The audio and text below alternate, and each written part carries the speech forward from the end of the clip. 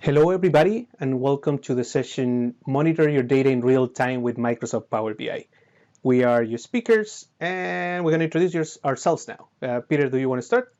Yeah, why not? Okay, thanks, Miguel. I'm Peter Myers, and I work for my company, Bitwise Solutions, and I'm here in Melbourne, Australia. I've been a most valued professional with Microsoft for over 14 years, specializing in data platform and specifically in business intelligence. So very, very happy to share with you my interest and my passion around real-time Power BI. Awesome. And my name is Miguel Martinez. I'm a senior program manager at Microsoft. The area of ownership that I have on Power BI is real time, and that's the reason why you see me here. Besides the fact that, as Peter, I'm very passionate about it. I'm coming to you directly from Redmond, so we are 12 hours away, more or less, Peter? Yeah, sometimes it's 6 hours and sometimes it's 18 hours. In fact, we're 18 hours ahead of you. Ooh. Miguel, I'm your future in real time. Aha! There you go, real time and then future time. Awesome. And then we're very, very thankful for you guys to be here. So let's take a look at what we're going to cover today. This is the agenda. So first we're going to talk about what is real time. The reason why we always do this with Peter, we present together very often, is because different people understand different things about what real-time analytics is. And it's very important to set up not just stuck into one particular definition, but to cover the range and the breadth of what real-time is considered when it comes to analytics. And the fact that Power BI can cover all of those ranges is also why that section is very useful. Then we're going to cover the three sections or the three type of real-time artifacts that you can get in Power BI. The first one is real-time Power BI dashboards. The second one is real-time Power BI reports, which is a brand new feature that was GA'd a couple of months ago or 3 months ago. I don't know what time it is anymore nowadays, Peter. And then at the end, Peter is going to cover real-time Power BI with paginated reports. And then at the end, we're going to summarize everything. We're going to wrap up and give you some resources so you can go and test some of the things that we're going to show you, talk about, and demo today. So without further ado, let's get started. What do you think, Peter? Why not? Okay. So first, what is real time? Like I was mentioning before, sometimes it might sound like, hey, why are you guys talking about this? The reason is it's very important because of all the things that come after. So in a nutshell, in data analytics, real time means visualizing current data as it updates without requiring the user to do anything. So new data point comes in, could be every hour, but as you get that data point, it gets reflected in whatever report you have or whatever mechanism you are using for analytics. And typically, real-time applies to monitoring critical data sets that are updated frequently. For example, stock market prices, sensors, IoT telemetry, temperature observations, think weather. Peter, anything else that you can think of in real time? Yep. My heartbeat. There you go. That's a very important one. Is it still going, and is it going well? That's always good to hear. I'm hoping that in my case is the same. And it's actually interesting that you mentioned that because we're going to go back to something related to that in a couple of slides. But do not take a word for it. When we say that different people understand different things with real time, we actually have some data to back it up. This is a survey that we recently did with Microsoft customers, specifically Power BI users, to understand a little bit better what are the real-time scenarios that they are encountering as they try to analyze data. The first question actually covers what is the scenario that they need real data for. So the first one, the blue bar, you can see there, it's factory sensors. I'm going to try to read it out loud because I know in this setup, this slide might be too small. So factory sensors. The second one, which is that kind of brownish one, it's application telemetry. So if you have a website, if you have a mobile app, and you want to know what's going on and monitor your resources to figure out if you need to make any changes very, very quickly, that's another one. Then commerce sales, financial data, stock, like we mentioned before. So the usual suspects, no surprises here. In the second question that you see here, we ask our customers, how is this data consumed? So how do they use it? And you can see it's a very even split, with one in particular that it's a little bit bigger than the other ones. That's the green one, which is an individual monitoring or process. So you are in your workstation, in your machine, either at a factory floor or at a room somewhere else or nearby, or maybe in a remote location. You are monitoring specifically a process, maybe machinery, like something that needs attention so you can make decisions based on it. And then the other ones are variations of this. So you can have a group of individuals looking at a screen in a wall of screens or a big screen in front of them. Think about like NASA mission control. Everybody's looking at what they need to do and kind of making decisions based on that real-time data coming in. The other ones that you can find here is like you have a monitor in a hallway and everybody wants to see what's happening, or maybe in a factory floor, and also process automation. So there's not even human intervention. There's a threshold reached by the data that is coming in, and then you automate a process based on that. The next question actually talks about what type of analysis is done with this data, and then also usual suspects, and in a very even split. Machine learning and prediction with blue, ETL in the orange one that you see there, alerting, which is a big one based on the scenarios that we discussed before. But the biggest one, I wouldn't call it by far, but like the biggest one, at least on this list, is reporting and data visualization, which is exactly what we're going to cover with Power BI today. And last but not least, just to confirm, so you don't take our word for it, what is understood as real-time data versus, for example, batch that you can see here.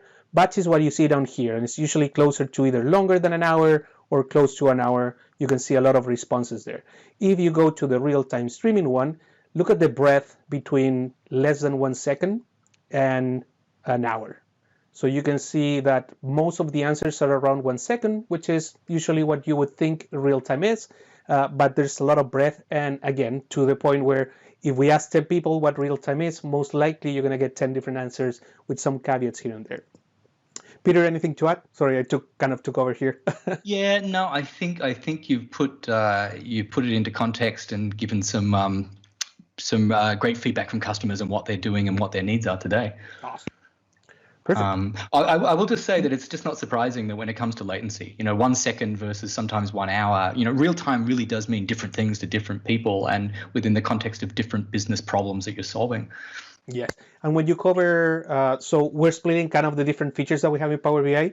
The part that Peter covers is going to give you kind of that breadth between hours, like 30 minutes, all the way down to maybe 15, 10 minutes in the hour, depending on, again, what your needs are, what the customer needs are.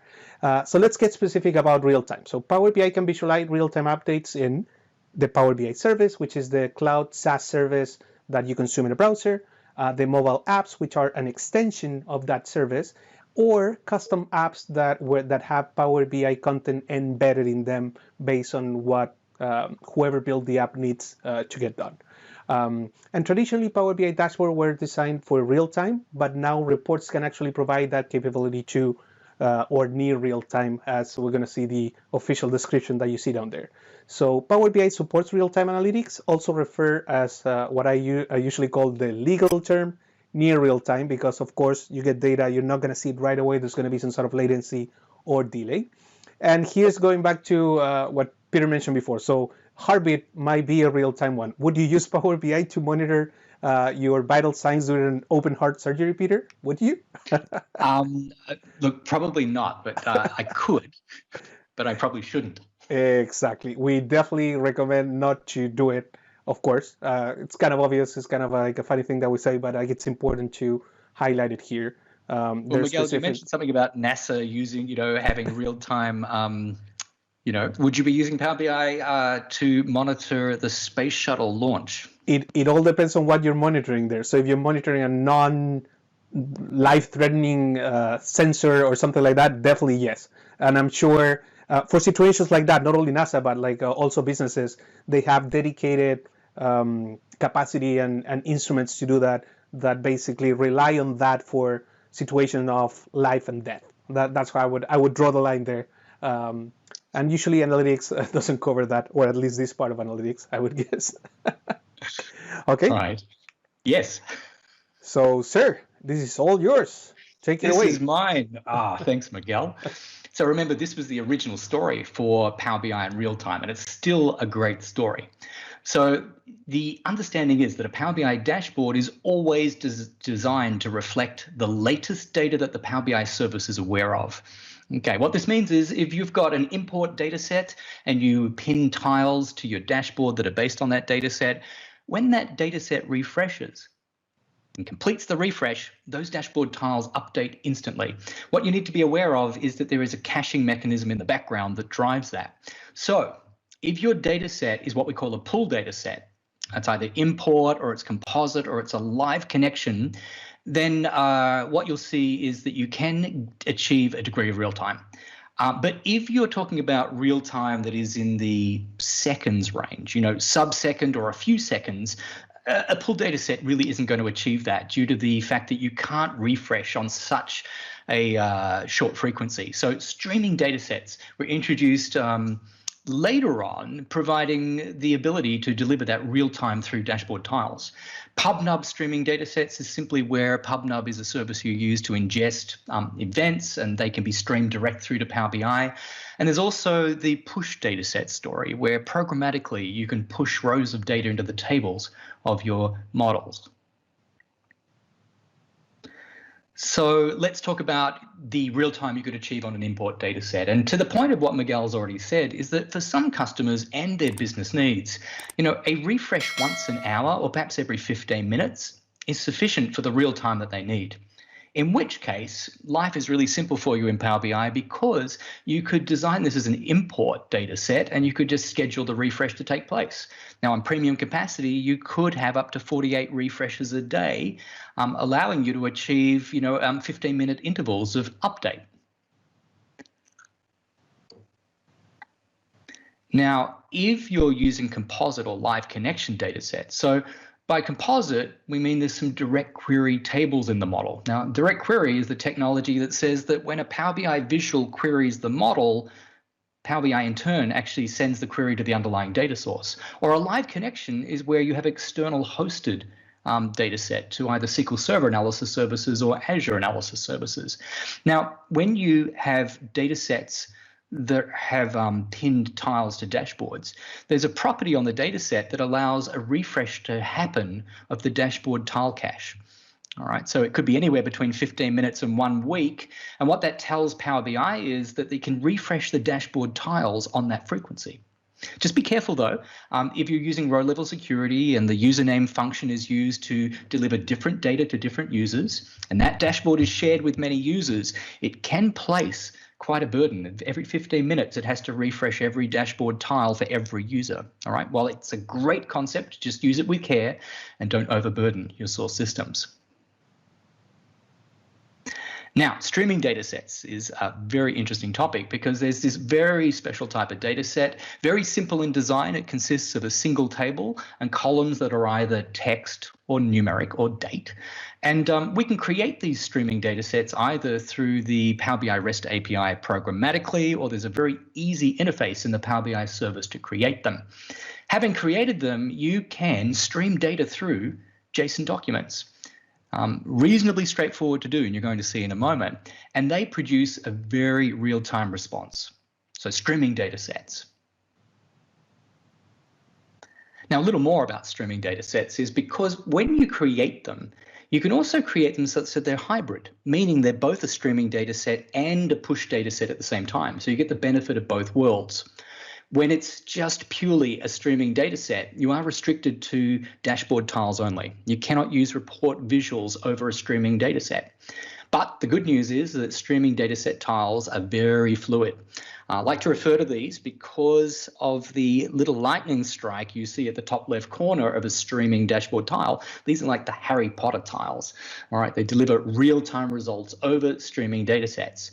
Now, the moment that you mark that your streaming data set is hybrid, programmatically we'd say it's push streaming, or the user experience when creating them is historic data analysis is enabled. All right, what this means is it's streaming and push. You've got the best of both worlds, and therefore you can build Power BI reports and use any range of Power BI visuals over that data set.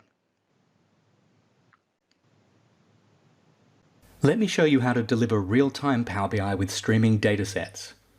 I can create a streaming data set in a workspace by clicking New and then selecting Streaming Dataset.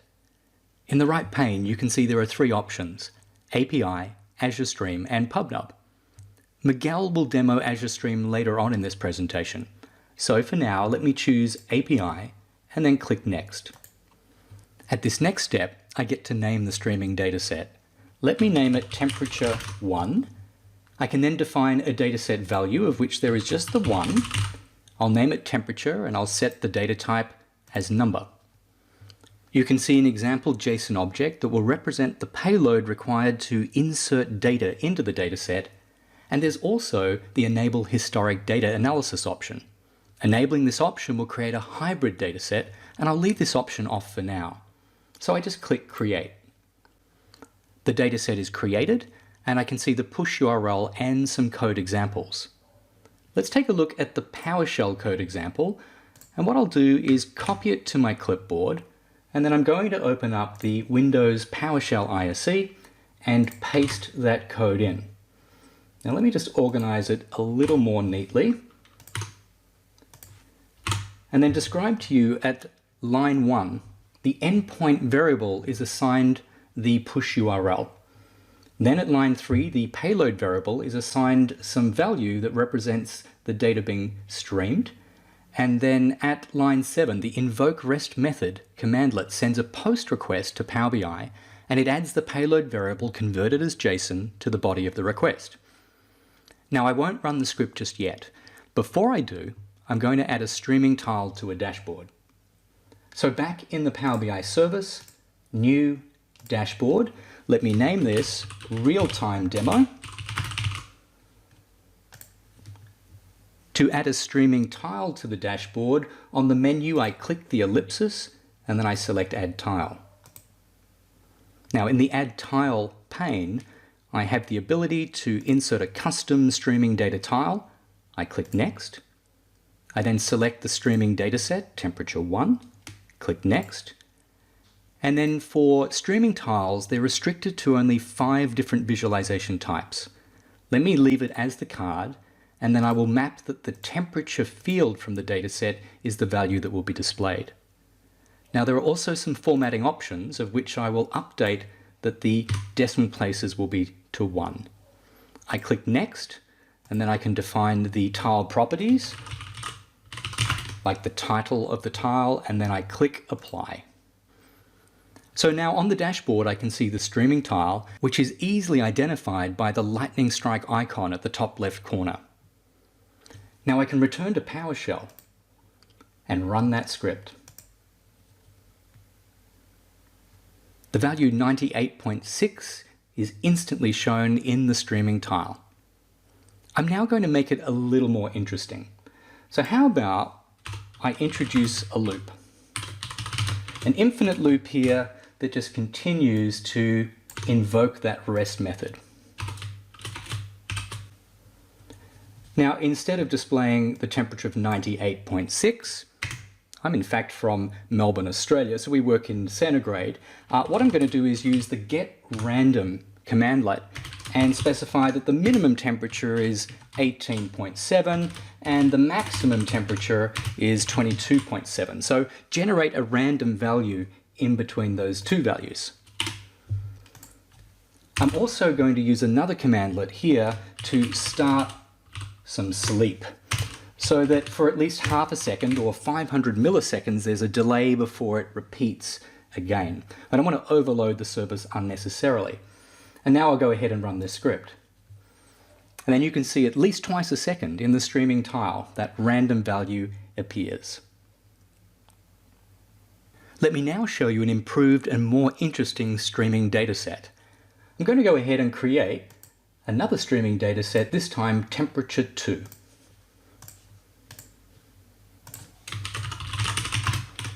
This time there are 2 values. There is the timestamp when the temperature observation was made, of type date time, and then there's the temperature reading. And this time I will enable the historic data analysis, so it becomes a hybrid data set that is both streaming and push. I create the data set and I have its push URL here. Now what I'm going to do is return to PowerShell and copy my last effort, and then I'm going to create a new script starting from it. So all I need to do is copy that push URL and then replace my endpoint variable value. So it's now using the new streaming data set. And of course it has that additional field. So I'm going to put in here that we have a timestamp as well. And I have a commandlet for this, which is to get date.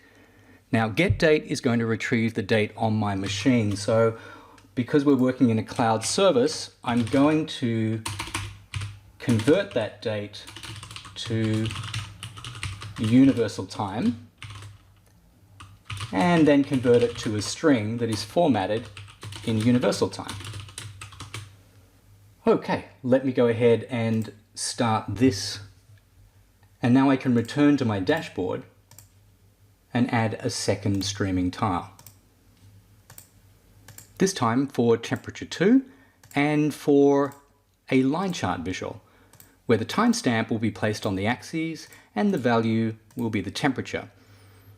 Now, notice that the time window to display defaults to 1 minute, but because streaming datasets can store up to an hour's worth of data, it's possible to open that window right up to 60 minutes, or even to a smaller time frame down to seconds. Okay, I'll set the title as temperature 2, click apply, and there we can see the streaming data coming in, the last minute's temperature observations. Now, both of my demos are using randomly generated data. How could I adapt the script to retrieve data from a database? Well, it's relatively straightforward. Okay, I'm going to cheat slightly. I'm going to stop for the moment, and I'm just going to copy some sample code, and instead of using the getRandom commandlet, here I'm now using the invoke SQL command commandlet, connecting to a SQL Server instance and issuing a query. Okay, the query is still generating a random result, but use your imagination to appreciate that that select clause could be selecting the count of student enrollments or the sum of sales from our fact table from a data warehouse. So you can do anything here to retrieve a scalar value from your database and then push it. So I'm going to go ahead and run the script now, the difference being that we're now seeing a random value generated from a SQL Server instance. Okay, well now let's talk about push data sets. These types of data sets are specifically designed for real-time dashboards. All of the operations are done programmatically using the Power BI REST API. So with this API, we can create data sets, we can enumerate data sets, we can push rows of data, we can also clear out all rows from a specific table. Here's an example of how we might programmatically create a data set. A post request is pushed to the service, a JSON representation of the data set. We can see here, the name of the data set is e-commerce. The default mode is where we define whether it's push, streaming, or that hybrid, which is push streaming.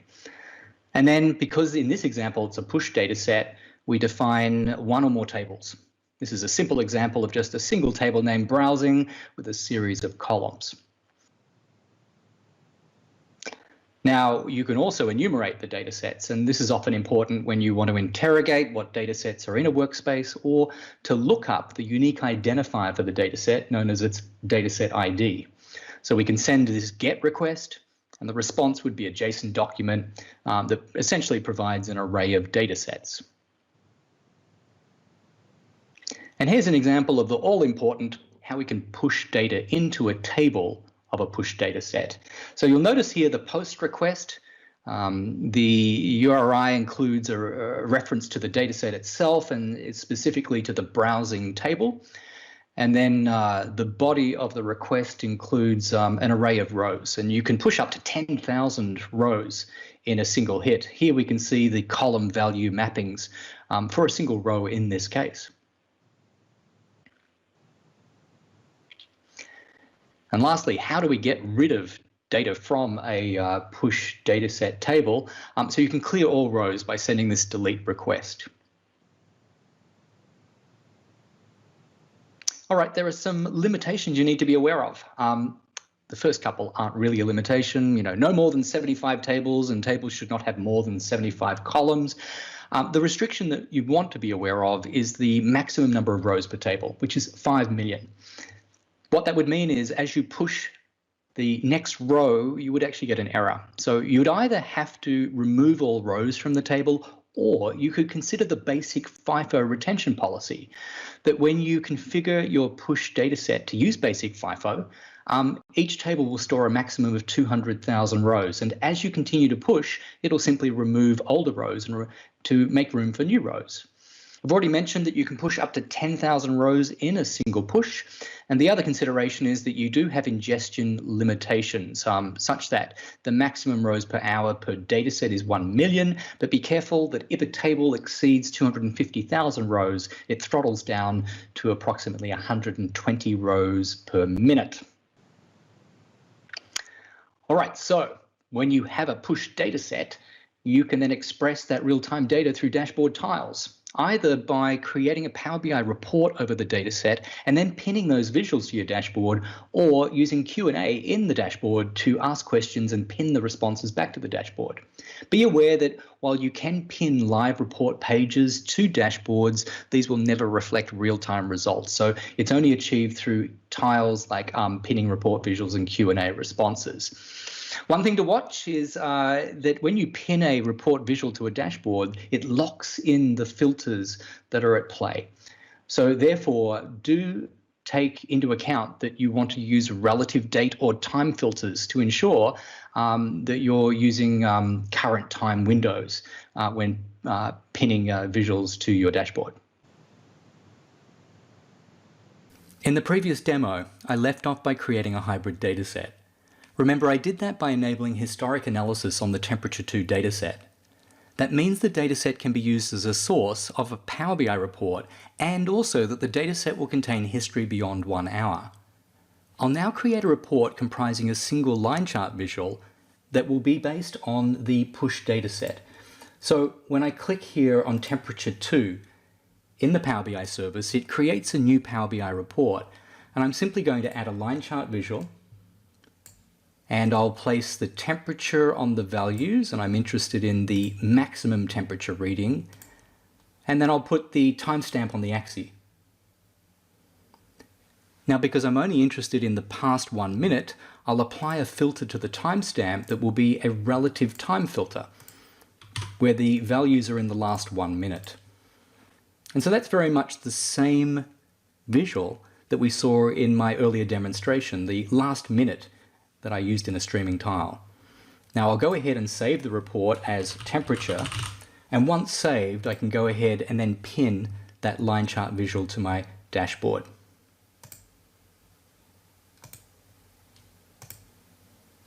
Alright, let's see how it looks. So now we can see side by side on the left a line chart visual that is a streaming tile, and on the right a line chart visual that is from a standard dashboard tile.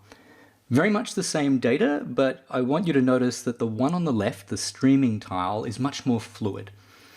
All right, whereas the one on the right, which is from the push data set, is just a little bit jerky. All right, to move into a second part of this demonstration, I'm going to remove those dashboard tiles.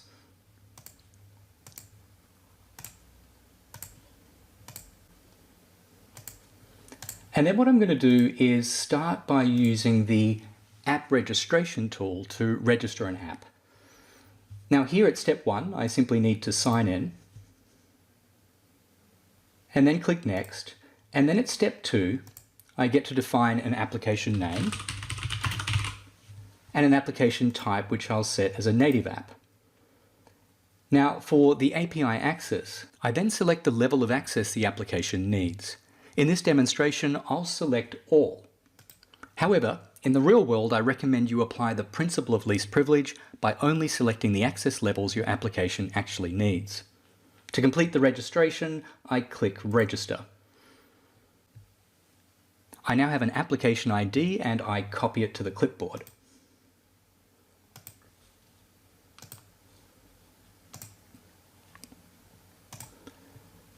So now let me launch a special application that I call the Power BI REST API Explorer. I open up the options and I paste in the application ID. So now the application has all of the information it needs to connect and authenticate with the Power BI service. So in a real-world application, these options would be in a config file.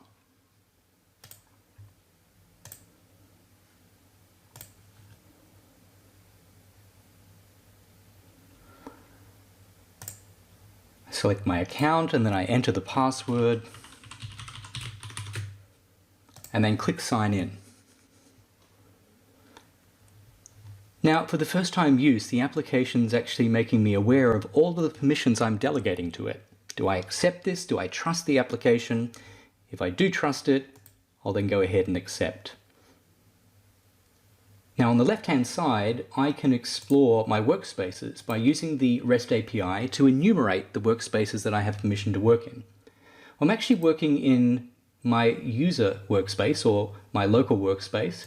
So let me go ahead and enumerate the data sets to see that there is the temperature 1 and the temperature 2 data sets. In fact, I could enumerate the tables within temperature 2 as well to see there is just the one real-time data. Now what I'm going to do is create a data set. And so I paste in this JSON. Notice that the name is e-commerce 1. There's a collection of tables. And the table named browsing consists of 4 columns. The timestamp, which is a date time, and the other 3, which are all strings. Now, what I'm going to do is just enhance this definition by adding in here that there is the default mode. And the default mode will be set to push. Now, by default, I don't really need to do this because the absence of setting this property will just make it a push data set. But this is where you could use streaming or push streaming as a hybrid. Before I click OK, let me bring up the Power BI service. So notice in the navigation pane on the left, I have datasets temperature 1 and 2. But now when I click OK, we'll see the addition of a push dataset named e-commerce 1. Now let me demonstrate the creation of a second dataset. This time it will be e-commerce 2. This dataset's a little more fancy. Let's see. For the country column, I'm including a data category, and I'm also defining some measures. Here's a single measure named count that uses the DAX expression of count rows from the browsing table, and it also applies a format string. Now also for the default retention policy, I'm going to switch from none to basic FIFO. When it's set to none, the tables of that data set can store a maximum of 5 million rows of data, and an attempt to insert beyond 5 million will generate an error. Now, if you set the default retention policy to basic FIFO, then a table can store about 200,000 rows, and as your application continues to push more rows of data in, then the earlier rows are dropped out. I'll click OK. And again, we'll notice there in the navigation pane for the Power BI service that the e-commerce 2 dataset is created. So let me create a report based on e-commerce 2. I'm just going to add a card visual, and I'll drag the count measure in there. Of course, the response comes back that it's blank because no data has yet been pushed into the dataset. Then what I'll do is I'll add a bar chart visual, and then I'll place the category on the axis and the count on the values. I'll go ahead and save this report as e-commerce. And then once saved, I can pin these visuals to the dashboard.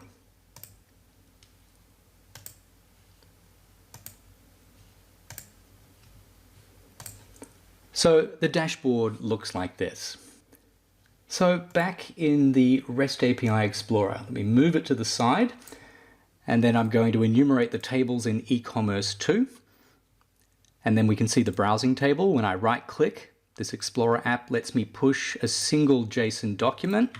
And here I'm going to paste in a JSON object that represents a rows array, and it's just passing in values for a single row. I'll click OK to push that to the service. And then we see the dashboard tiles reflect that change instantly. Well, the other approach this Explorer lets me work with is an event stream. So what I'm going to do is browse and upload some sample events.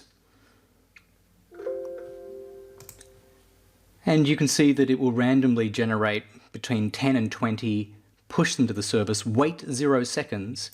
And I've also got the ability to specify if there's a timestamp column, what is its name, and to insert the current date and time into that column. Right, so now I'll go ahead and I will click Start. And here it is pushing batches of data to the service.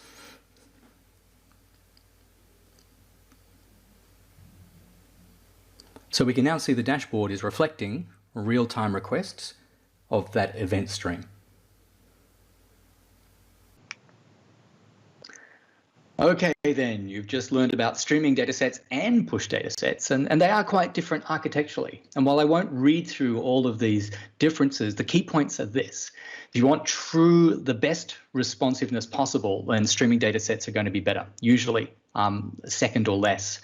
Data retention is the only other issue, though, that streaming datasets mean that they'll only retain up to 60 minutes worth of data. All right, but I'll leave you to experiment. Depending on your business requirements, the nature of your data, and the decision-making that you want to take place over real-time data, you'll find that it's streaming or push, or remember, hybrid.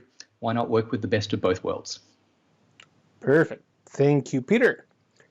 Now, let's move to a particular case of streaming datasets, which is Azure Stream Analytics. The reason why we like to show this when we do this presentation is Azure Stream Analytics it's specifically built for streaming data, and it adds a little bit of the capabilities that Power BI doesn't allow you to do with streaming datasets, which is a little bit more of ETL on top of data that is coming through. So it enables real-time dashboards at scale, as you're going to see in the demo, over data from devices and applications directly from the Azure portal or from any of the Azure services. It can stream millions of events per second, depending on how you scale your Azure Stream Analytics job. It can perform aggregations over time windows. It has window and specific functions that allow you to do some very creative things, anomaly detection. It's basically built from the ground up specifically for streaming data. And of course, it can integrate with Azure Machine Learning Predictions, which is the next slide that we have here. So imagine that you are in the Azure portal, you're a data engineer, and then they actually tap into Azure Studio or as a data professional that allows you to grab data from HD Insight, Azure Storage, desktop data, you name it, like whatever you need to do. Once that model is trained, they can actually deploy that model into an API service that can be used by multiple instances of other applications, or in this particular case, ASA, and push into Power BI all in real time. So imagine a situation where you have a group of sensors and you want to predict, for example, when the machines that those sensors are in are going to fail. You can actually bring all that data, call that machine learning algorithm, and predict when that's going to fail and visualize that in Power BI in one of the, for example, scenarios that we mentioned in the beginning. You have a lot of people looking at a wall, and then you get an alert based on that prediction. You can dispatch a team to do preemptive maintenance or anything like that. Other things that are important to consider when you use Stream Analytics is that if the table or the dataset doesn't exist in Power BI, ASA will automatically create one for you. And it will have, of course, it will be by default hybrid, and it will have a FIFO policy where if you get any new data, when you reach the limit, it will start dropping the other rows as it goes. And then if you create the dataset before ASA does it for you, you can set the default mode as push. You can basically do any of the things that Peter mentioned when you have push datasets before actually ASA taps into Power BI. And if you use a hybrid dataset, you have to make sure that the ASA output applies data reduction to keep the packet size small. If you go without clauses like where or group by, the data might become a little bit too much, and you might not get the snappiness that you're looking for when you want to visualize that data. We're going to go into a demo, and this is the main reason why I like this demo, because we're going to use this sensor in real time. Let me actually bring it closer to the camera so you guys can see it. It's basically sending data directly from the sensors on the board. There are 6 sensors here, but for this demo in particular, we're going to use humidity and temperature. Okay, let's take a look at this very cool demo with the sensor that I just showed you.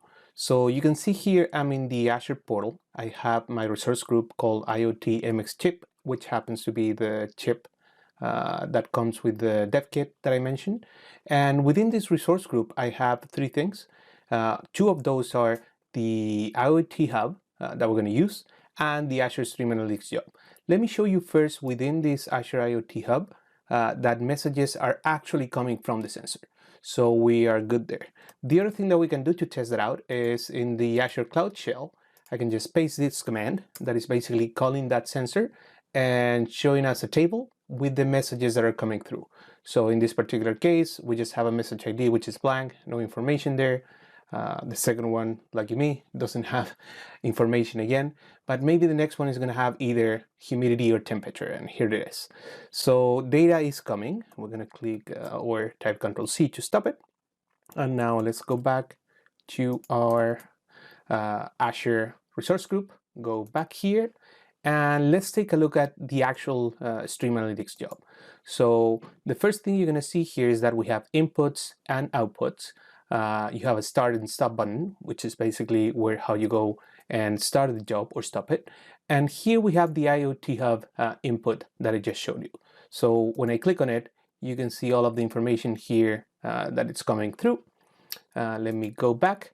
And also we can set up the outputs. In this particular case, I have two tables. I just wanted to separate the two signals from the sensors, humidity and temperature, just to make it easier to remove any null values like you saw before. So let's take a look at one of them. And all of this is doing is naming the output, in this particular case, Power BI temp. It's going into the workspace that we're going to use, which is real-time demos. You name the data set, you name the table, and you can choose the type of authentication mode you want. In this particular case, it's user token, and you get the specific warnings here. Oh, let me go back to the Stream Analytics job. This is the cool part. Azure Stream Analytics allows you to process in real time the data with the Azure Stream Analytics query language, which, as you can see here, is very, very similar to SQL. I have two queries here. One is I'm selecting the humidity and creating columns for reference so I can visualize this data a little bit better once we go into Power BI. And I'm using the event process UTC time as the time coming through. You get a nice input preview, so this is what is actually coming from the sensor, and you can actually test the queries too. I'm not going to do that because I want to surprise you when we go to Power BI. So what we're going to do here is we're going to go back into the job, and now that we have everything, we're going to click Start. And because starting the job actually takes a while, I'm going to also take this chance to tell you that within Stream Analytics, you will get also some monitoring metrics, including how many events are coming in, how many are coming out, if you have any errors, but also the utilization of the resources that you have assigned for this Stream Analytics job, which in this particular case is 3 streaming units, the units that Azure uses for this particular service. So you can see here that we're waiting for the job to start. So we're going to keep waiting. In the meantime, we can take a look at the Power BI workspace that we're using here. You can see that there are no data sets yet. So as the Azure Stream Analytics job starts, once it started, we're going to see the data sets here. And now that it has started successfully, I'm going to click Dismiss All. I'm going to close this, and we're going to go to Power BI again, and you can see the data sets here. Pretty cool. It tells us that these are new. And like I told you before, I split 2 different data sets for each of the sensors. So here's the cool part, which is when you have a data set like this, like Peter explained before, Azure Stream Analytics sets it up automatically as a streaming data set, but also saving the data. So you have 2 options here. You can go and create a report on top of that, but we're not going to do that. We're actually going to do something a little bit cooler. We're going to go, same as before, to create a new dashboard. We're going to name this sensor. We're going to create it. And now we're going to add the actual tiles. And remember those reference columns that I had before? I did that on purpose so we could use, for example, gauge, which we're going to use the value, of course, for humidity, but also we can set up the minimum value, which is one of the ones that I set up there, the maximum, so we can get the best representation of that, and a target, let's say, I think I set it up as 50%. So you can see the data coming in, it's already moving. I'm going to click Next, Apply. We're going to make this a little bit smaller here. There we go. Ignore this. And we're going to keep adding some tiles. The next one, of course, is going to be a gauge also for temperature. So let's see if we can do this a little bit faster. Gauge here. The value is temperature. We have the minimum temperature, the maximum one, and the target, which is a nice 25 Celsius. You can see that I have it Celsius here. That's what I think, the temperature that I think on. Let me move this right here. And last but not least, we are going to add a couple of line charts so we can see the data actually moving, and we can do a little experiment here. So let me try to do this as quickly as I can. The axis is going to be the time. Let's put the last 5 minutes, and the values, of course, is going to be humidity. Next, apply. And last but not least, we're going to put a tile for the temperature also. So, and you can see the data coming in already.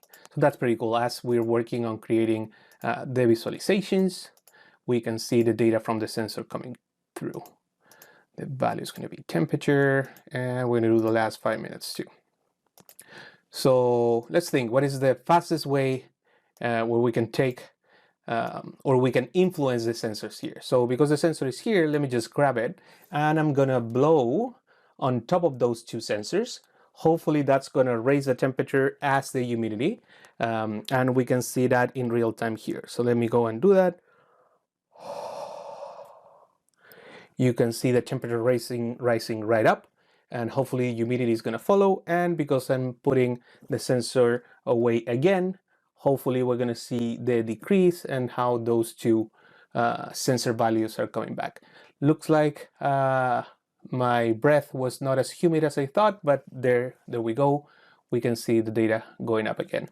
And these are the type of visualizations you can have here, like gauges, line charts, bar charts, on the specific streaming tiles like Peter showed before with that little lighting on top of it.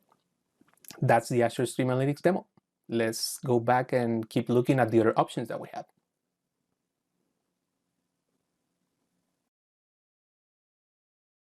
Okay, what do you think about that demo, Peter? It's cool, isn't it? Oh, yeah, awesome. Very, very, the sensor, it got my heart. Yeah, it's the definition of real time. That's what I like it so much. Or at least I shouldn't say that based on what we said before, but it's kind of the textbook definition of real time. Okay, right. Let's talk about real-time Power BI reports. So this has been around for less. I want to say, yeah, the preview was maybe a year ago, and around July we GA'd the feature, which actually has two flavors that we're going to talk about. One is kind of the brute force approach, where you update every X amount of time. The other one is a little bit more efficient or smarter, where you poll for changes and you only update when those changes come in. So let's take a look. Power BI reports by default do not update in real time, period. So of course there has to be a little bit something extra here. Well, let me just say, Miguel, you could sit there with a report and constantly hit the refresh button, right? Exactly. But if you remember, so there's a reason why I added that to the definition in the first line is automatically without the author or the consumer doing anything. And there's a reason why, like you're saying, you can, like same as in Excel or a web page, you can get a real-time web page just like refreshing every single time. The idea is that the author of the report of the real-time experience defines that for you to do it automatically. And that's why we release automatic page refresh, or APR for short. So if you hear me from now on talking about APR, the reason is we got tired of saying automatic page refresh, especially for a non-English speaker. It was really hard for me to go around saying that long phrase over and over again. Okay, so what is automatic page refresh? It's, like I said before, a very brute force approach where you tell a Power BI page connected to a direct query source. And remember what direct query means. It means that any query that the report has, it's sent to the source. For example, a SQL database. So every X amount of time, we send all the queries that refresh or that define visuals to be refreshed in that period of time. In this particular screenshot, you see it every 10 seconds. It can go all the way from 1 second to, I don't think we have a maximum, but it defeats the purpose of real time. So this also works when the report is based on a composite data set. So you can have a table that it's direct query and another one that it's import. We will refresh the visuals based on that direct query source on the predefined interval. It's important to mention here that we have differences based on the SKU or the licensing that you have for Power BI. The default interval that we offer in Power BI Pro, shared as we call it, is 30 minutes. So you can get any visual refresh on another query source in a page every 30 minutes. And the minimum interval is 1 second. If you want to go under those 30 minutes, we actually ask you to have premium, Power BI Premium. Only the visuals based on direct query tables, as I mentioned before, will be the ones that will be updated. And be careful, because the more users that consume this particular report page will means that you're sending more queries to that source. So you need to make sure that you are being careful with the load on that source, either with the number of users that you have consuming that report, or with how frequently you're sending those queries to that particular direct query source. Also, we have, and this is only available in Premium, it's not available on Power BI Pro or Shared, what we call change detection. Think about change detection as a variation of automatic page refresh. Actually, as you can see here in the screenshot, you can actually choose the refresh type. So it's good to think about it as a different refresh type for automatic page refresh. What you do here is that you define, when you're building the report, a measure that you will use to poll for changes. So very similar to what you do with automatic page refresh. For example, you can count the rows. You keep counting every X amount of time, and that's only one query that is being sent. The moment the result of that query is different, we will kick off the refresh or trigger the refresh for all of the visuals in that page. If you think about it, depending on what type of data you have, that might be much, much more efficient than just like brute force sending all the queries every single second, for example. And like I mentioned before, this is a premium only feature. So Miguel, as a premium only feature, what does that mean with the new premium per user licensing? Will individuals that have that license be able to benefit from this feature? You read my mind. It's like this was not prepared. Definitely yes. The idea of premium per user, which was announced at Ignite back in November. Back in November. I'm thinking Ignite last year. When did Ignite happen? Oh my God, like time is so... September, I think. September, yeah, early September. The idea of that announcement and that new offering is that we provide a lower entry price for enjoying all of the premium per user, or all of the premium features.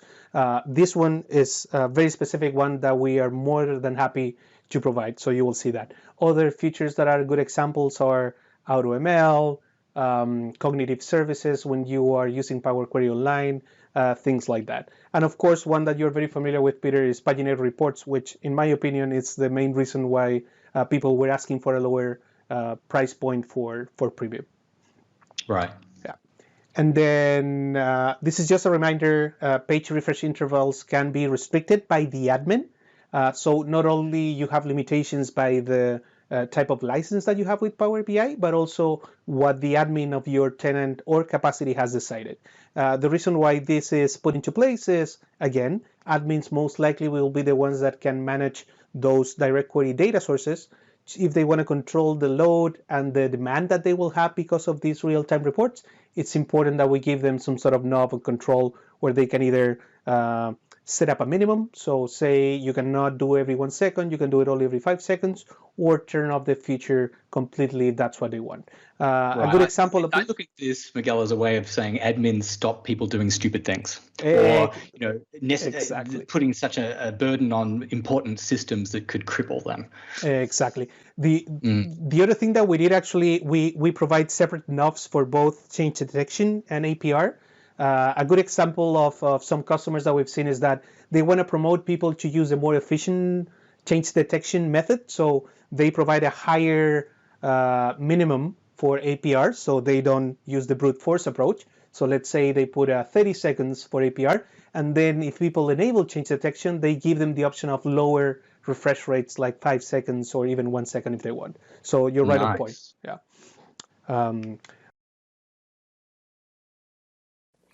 Okay, let's take a look at how we work with automatic page refresh and change detection.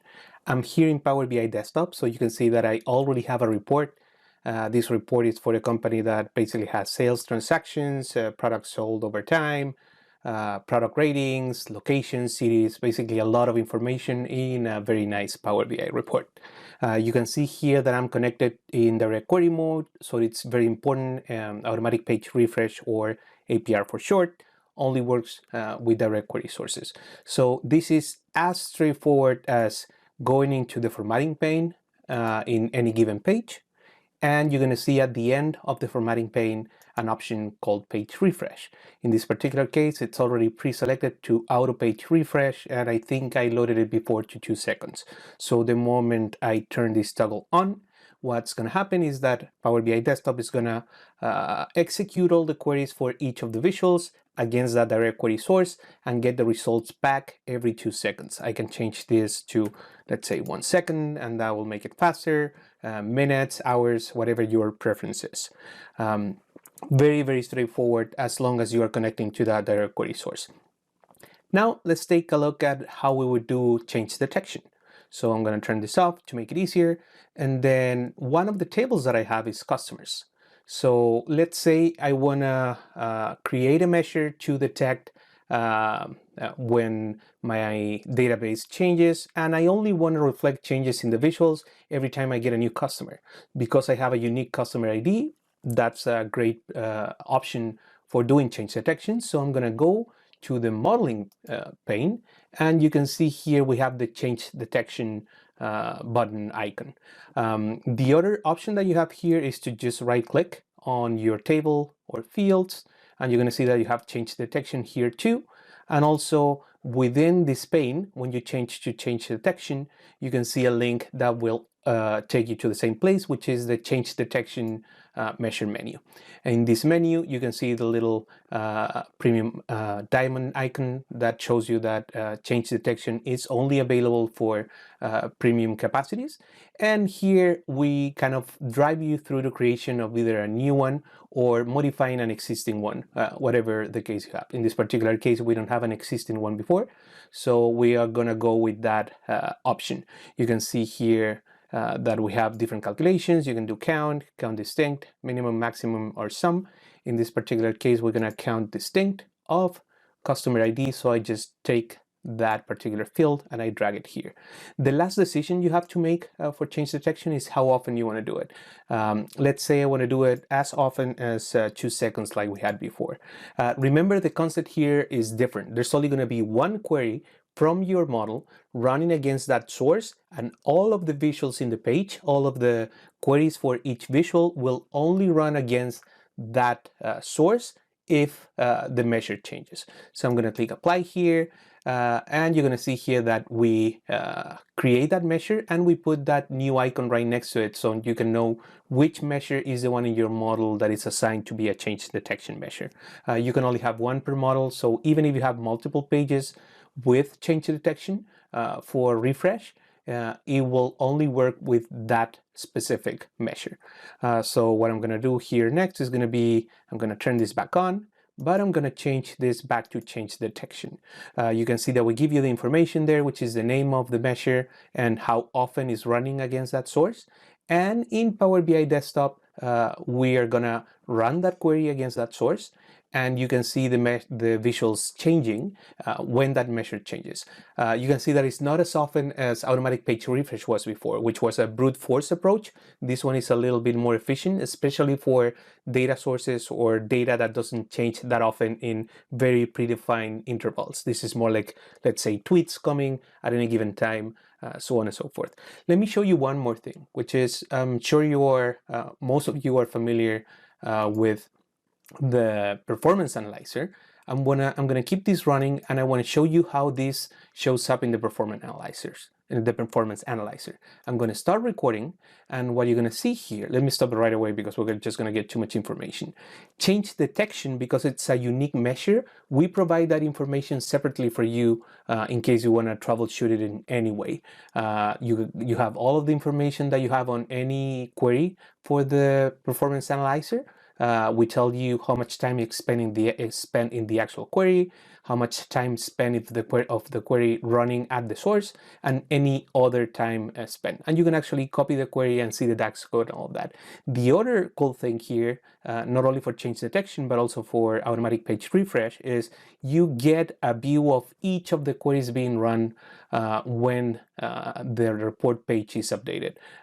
In this particular case, we have the default names for each of the visuals, and you can go and check the ones, for example, this one takes almost 0.6 seconds, so you can expand that one and see where that time is being spent. Most of it is actually in the visual display. This is a custom visual, so maybe it's not built to be updated that quickly. Last but not least, let me stop this again. Let me deselect, go to the formatting pane and turn it off. We are gonna switch to the service to show you how this looks like here. So this same report with the same change detection measure that we created, I have already uploaded here. And you can see that if I'm consuming this in viewing mode, there's nothing happening here. That means that it's off. So you can also come into the service once the report is uploaded and find the same toggle in the same place. So let me turn this on, and if I actually expand it, you can see that we give you the same information. The name of the change detection measure, I can actually expand this. You can see the same icon here, the same measure, and how often it's running. After that is done, let me actually save this. I can go back to reading view, and I get the same experience with the report updating based on that change detection measure. Of course, when I talk about it, there's no changes coming through. Great. So let me give it a couple more seconds to see if the visuals get updated. Let me try this again, just in case. We can see that it's on. Let me just force it to automatic page refresh every 1 second. You can see the visuals updating. So the change detection measure didn't detect any changes. The visuals were not updating. In this particular case, we are forcing it. One last thing to mention here is that because this is a capacity, there are admins of that capacity that need to turn the feature on and also define the minimums that you can use. For this to be 1 second, for example, we need the admin to go and define that minimum of 1 second. I think we have the defaults around 5 seconds and 30 seconds for APR and change detection. Admins need to go and provide that lower value in case you want to go that often. Okay, let's go back to the slides. Okay, that was awesome, Miguel, and it proves the point now that Power BI reports can indeed be real time. But while we're on the topic of reports, there is in fact the other type, which is paginated reports, and it's an often overlooked capability. This has been supported in SQL Server reporting services for many versions now, is that the report has a property known as auto refresh. And that when you configure a value greater than 0 and you render the report in HTML, then it will deliver a real-time result. So because paginated reports are the evolution of SQL Server reporting services, then that capability is also delivered through Power BI. So be aware that that is an alternative for real-time reporting through paginated report design. Awesome. And last but not least, before we get into Q&A, we have some resources that we want to share with you. The presentation is going to be available for download, so you can click directly in the links, but we're going to give you some context on what you will find here. So this is the first one, which is very, very high level. You have the Power BI website if you want to find more information, the Power BI community where you can ask questions in our forums, and the millions of Power BI users will get back to you usually very, very quickly. We have the ideas website where you can propose new features or upvote existing ideas that you can see on the website. The Power BI blog, of course, where you find the latest and greatest news about Power BI. And the Power BI Developer Center, where you can find more about the APIs that Peter talked about, and also about Power BI Embedded, where you can embed Power BI artifacts within your own application. Right, and then specifically about real time, we've given you 5 links here to some excellent articles. So streaming, using the REST API, those limitations when using push data sets, stream analytics, as Miguel talked about with Azure Stream Analytics, and then the automatic page refresh that I've just mentioned with paginated reports. Now, there's also Patrick LeBlanc and his fantastic personality, and Guy in a Cube. So if you want to look at a great demo where Patrick monitors his PC's CPU and memory, check out this YouTube video.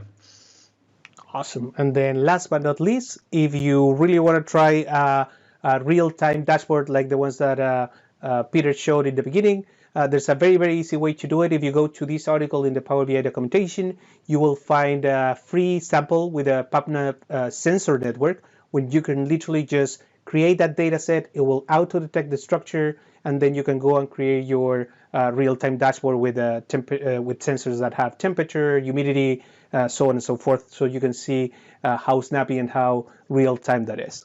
Yeah, it's too easy. So that's your Exactly, easy yeah. first step into the world of real-time Power BI. At some point, people are not going to need that we do this session anymore to learn about Power BI. Awesome. So let's get into some Q&A. Yeah, let us know your questions.